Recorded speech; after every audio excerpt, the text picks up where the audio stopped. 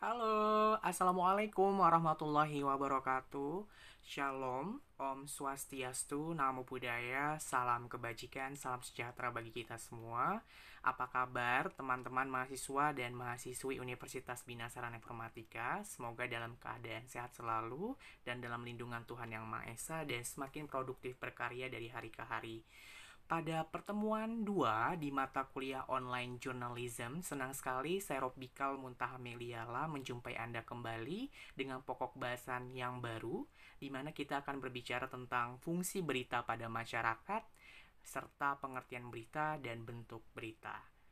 Langsung kita masuk kepada pokok bahasan kita hari ini. Apa sih itu berita? Dan berita itu kegunaannya apa? Secara singkat, berita dapat didefinisikan sebagai keterangan mengenai fakta peristiwa atau fakta pendapat yang berguna bagi banyak orang dan mempunyai derajat nilai atau newsworthiness. Jadi segala sesuatu yang terjadi di sekitar kita yang memenuhi unsur derajat berita atau nilai berita itu dapat dipublikasikan melalui media massa. Dan kegunaannya apa sih berita itu? Di sini kita dapat mengetahui beberapa pakar mengatakan bahwa fungsi berita adalah memberikan informasi. Karena lagi-lagi tidak dapat dipungkiri bahwa kita hidup sebagai manusia mempunyai dua kedudukan sebagai makhluk pribadi dan juga makhluk sosial. Jadi sebagai makhluk sosial sudah wajar kita harus mengetahui segala sesuatu yang ada di sekitar kita. Yang kedua, mengubah interpretasi, opini, dan sikap publik terhadap suatu realitas.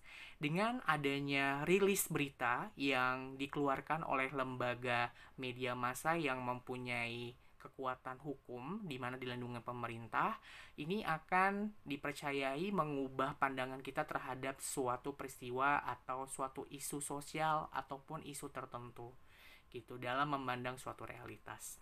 Dan yang ketiga, fungsi berita itu juga menjadi tolak ukur atau senjata pilar demokrasi. Di mana kita mengetahui arti demokrasi itu sendiri adalah dari kata demos dan kratos gitu ya. Sesuatu yang berasal dari rakyat, oleh rakyat, dan untuk rakyat. Dan untuk menjaga nilai demokrasi di negara kita, kita memerlukan fungsi pers, di mana fungsi pers salah satunya adalah harus menyebarkan berita kepada masyarakat di suatu negara. Jadi kegunaan berita ini tidak hanya sekedar memberi informasi saja, karena tadi ada tolak ukur untuk menjaga pilar demokrasi dan juga untuk fungsi interpretasi dalam memandang suatu realitas. Nah, berita dalam konteks jurnalisme yang disampaikan oleh Kus Pradono dipahami sebagai peristiwa yang disampaikan lewat media surat kabar saja. Namun karena sekarang sudah ada media baru, bahkan media sosial, pemahaman ini menjadi tidak berlaku secara valid lagi karena sekarang dapat diartikan sebagai bentuk penyebaran suatu keterangan fakta peristiwa atau fakta pendapat yang dikelola secara profesional melalui media cetak, elektronik, maupun portal online. Jadi kalau secara definitif, Mitchell V. Carnley menyatakan berita adalah laporan tentang fakta atau pendapat orang yang terikat oleh waktu. Ingat ada kata yang menarik atau penting bagi sejumlah orang. Maka dari itu, berita itu bukan hanya sekedar menyampaikan suatu peristiwa, tetapi juga harus menarik dan penting bagi sebagian orang atau sejumlah orang. Dan untuk menentukan penting atau tidaknya, kita akan kembali kepada nilai berita, yaitu derajat nilai berita atau newsworthiness. Berita adalah laporan tentang peristiwa atau pendapat yang memiliki nilai penting, menarik bagi sebagian halayak, masih baru atau aktual, dan dipublikasikan melalui media massa. Dari beberapa pandangan J.B. Wahyudi dan Mitchell ini, kita dapat merangkum bahwa berita adalah ragam informasi yang diberitakan melalui media massa, televisi, ataupun portal berita. Seperti tadi yang sudah saya katakan dari awal pembicaraan bahwa nggak semua peristiwa itu dapat diangkat menjadi berita kalau dia tidak layak memenuhi unsur nilai berita atau newsworthiness. Nah, makanya syaratnya adalah kalau kegiatan itu atau peristiwa itu diangkat berdasarkan fakta, karena lagi-lagi dalam konteks jurnalistik kita tidak boleh menyebarkan berita bohong, jadi harus berdasarkan fakta yang ada yang dilihat oleh reporter saat di lapangan sesuai dengan mata, kepala, dan pikirannya. Kemudian, sesuatu itu peristiwa itu atau kejadian itu juga harus memenuhi nilai berita yang terdiri atas aktual. Apa itu aktual? Aktual itu artinya adalah sesegera mungkin untuk disampaikan kepada pembaca. Jika kejadiannya adalah 1 detik yang lalu, maka akan lebih aktual ketika reporter itu dapat menyampaikan di detik kedua saat peristiwa itu berlangsung. Jadi semakin aktual baru saja peristiwa itu terjadi dilaporkan oleh reporter, maka nilai berita aktualnya semakin tinggi. Magnitude, yaitu dampak. Jadi sesuatu peristiwa yang terjadi juga harus ada dampaknya, teman-teman, yang layak menjadi berita. Bukan hanya sekedar peristiwa yang tidak memberikan dampak tertentu. Kalau berbicara tentang dampak, bisa dilihat dari perspektif kuantitatif maupun perspektif kualitatif. Contohnya, kebakaran terjadi di Depok dan menghabiskan misalnya kerugian 10 miliar dan ada 10 orang yang meninggal di situ. Nah, itu adalah dampak kuantitatif yang dilihat.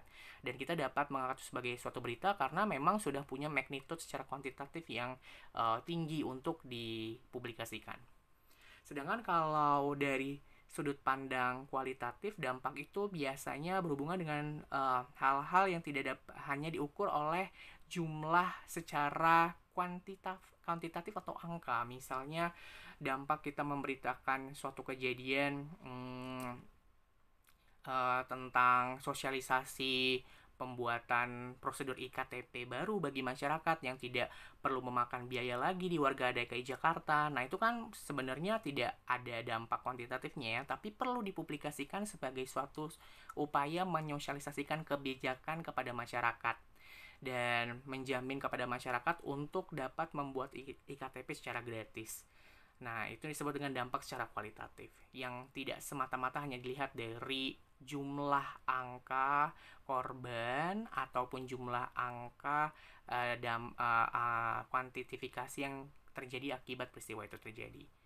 Lalu nilai berita berikutnya adalah tokoh atau prominence. Jadi, sesuatu peristiwa itu akan menarik untuk diangkat menjadi berita bagi seorang reporter ketika menyangkut hal-hal yang berhubungan dengan kepopuleran atau tokoh-tokoh populer atau key opinion of leader gitu ya. Misal Presiden Joko Widodo berpidato menyampaikan pesannya bahwa jangan takut dengan AI atau artificial intelligence sekarang, karena sesungguhnya manusia itu merupakan ciptaan Allah yang paling unggul. Nah, ketika seorang Presiden Joko Widodo berbicara seperti itu, akan menarik menjadi suatu headline atau berita utama dibandingkan mungkin tokoh lain atau orang masyarakat awam yang tidak mempunyai kepopularitasan ataupun jabatan apapun. Nah, ini disebut dengan kepopuleran dari sumber berita yang kita angkat itu akan menjadi nilai berita tersendiri gitu ya. Konflik, hal-hal yang berhubungan dengan konflik pertikaian antara si A dengan si B, negara A dengan negara B, Ukraine dengan Rusia. Nah, itu menjadi hal yang menarik untuk diangkat menjadi suatu berita. Apalagi ini juga pasti memberikan dampak kuantitatif yang banyak. Misal perang yang terjadi antara Ukraine dan juga Rusia. Nah, itu konflik ya. Konflik itu bisa melibatkan antar perorangan, antar kelompok, antar negara, dan lain sebagainya. Seks, lagi-lagi, seks adalah komoditas utama yang bisa dijual oleh beberapa media massa tertentu. Yang berhubungan dengan seks itu adalah hal-hal yang berhubungan dengan manusiawi, apalagi yang berhubungan dengan kebutuhan biologis gitu ya.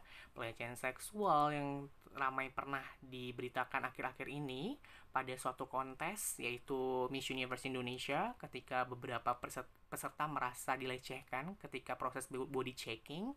Nah, ini juga hal-hal yang menarik untuk diberitakan karena akan berhubungan dengan seks juga di sini ya.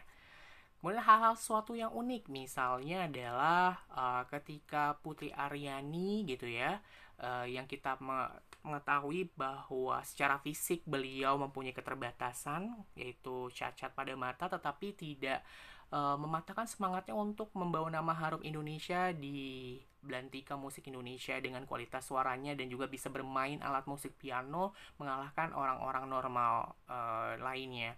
Nah, itu sesuatu yang unik gitu ya, yang luar biasa, uniqueness itu juga mempunyai nilai berita yang sangat layak dipublikasikan.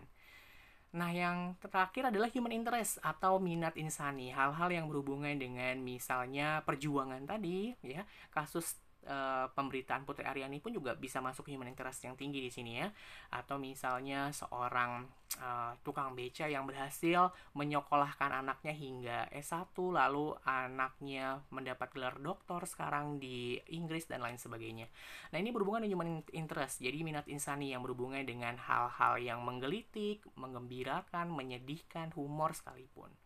Nah, itu disebut dengan beberapa derajat berita atau newsworthiness yang perlu dipertimbangkan reporter sebelum meliput ke lapangan dan mempublikasikannya menjadi naskah berita yang layak bagi membaca, pendengar, ataupun penonton. Nah, bentuk dan tema berita pun bisa dibedakan menjadi dua, diantaranya adalah hard news dan soft news.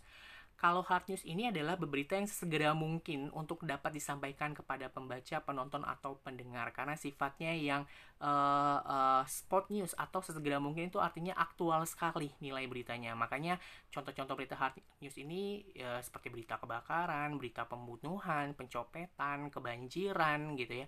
Hal-hal yang sesegera mungkin untuk disampaikan kepada pembaca atau berita lempang. Sedangkan kalau yang disebut dengan soft news ini adalah berita yang tidak terikat oleh waktu keaktualan terjadinya peristiwa itu, tetapi dapat dilihat dari sudut pandang yang lain ketika kita lebih menyoroti nilai berita human interest yang ada di dalamnya. Itu disebut dengan soft news. Seperti tadi yang sudah saya sebutkan contohnya ketika seorang tukang beca berhasil menyekolahkan anaknya ke S1 dan sekarang anaknya mendapatkan beasiswa S2 dan S3 di Inggris dan akhirnya membanggakan nama Indonesia dan juga nama orang tuanya. Nah, itu perjuangan hidup ya yang mungkin bagi sebagian orang itu dianggap mustahil, tapi mereka berhasil membuktikannya dan mematahkan stigma itu. Nah, itu disebut dengan keluar biasaan atau aspek soft news yang begitu tinggi yang tanpa memandang sisi nilai berita dari aktualitasnya. Itulah perbedaan antara hard news dan soft news, teman-teman. Nah, sementara macam-macam dari tema atau variasi berita itu berdasarkan desk-nya atau rubrikasinya bisa dibagi atas ada berita tentang isu politik, berita ekonomi, pendidikan, berita tentang bencana alam, kriminal, kecelakaan, transportasi, teknologi, perang, sosial, kesehatan, olahraga, bahkan info, wisata atau kuliner, maupun kebudayaan. Dan beberapa bidang ini yang termasuk hard news diantaranya adalah berita tentang bencana alam, berita kriminal, kecelakaan, transportasi, dan juga perang. Demikian teman-teman untuk materi pada pertemuan 2 hari ini. Semoga dapat bermanfaat bagi kita semua. Terima kasih atas perhatiannya. Assalamualaikum warahmatullahi wabarakatuh.